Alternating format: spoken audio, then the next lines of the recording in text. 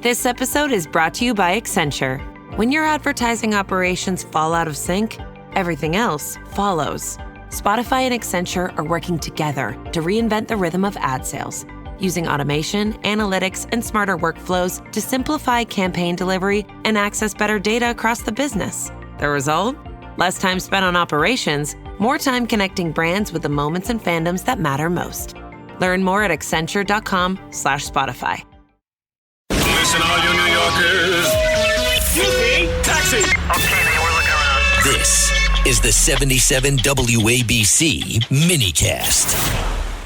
Well, again, all eyes are going to be on oil trading when it resumes this evening at 6 p.m. Just want to remind you of where we are so you know where the starting point is. We closed on Friday at $70.24 on West Texas Intermediate. That's U.S. crude. But just so you know, they say WTI sometimes, and what they mean is U.S. crude.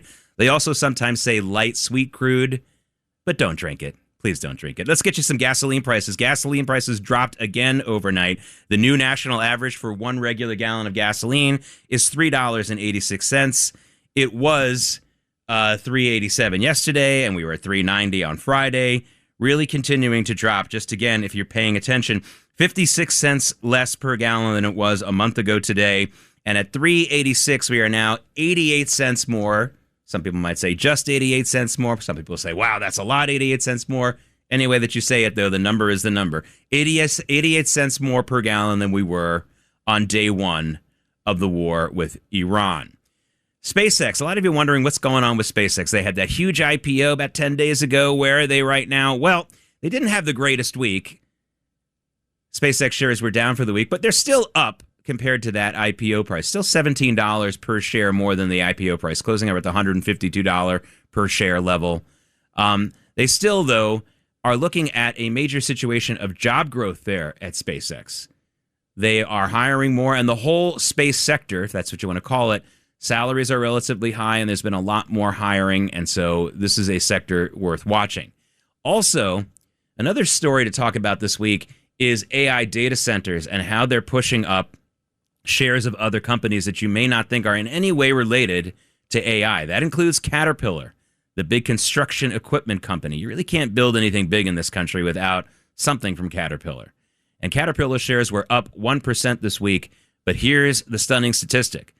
Caterpillar shares are up 160% from where they were just a year ago today.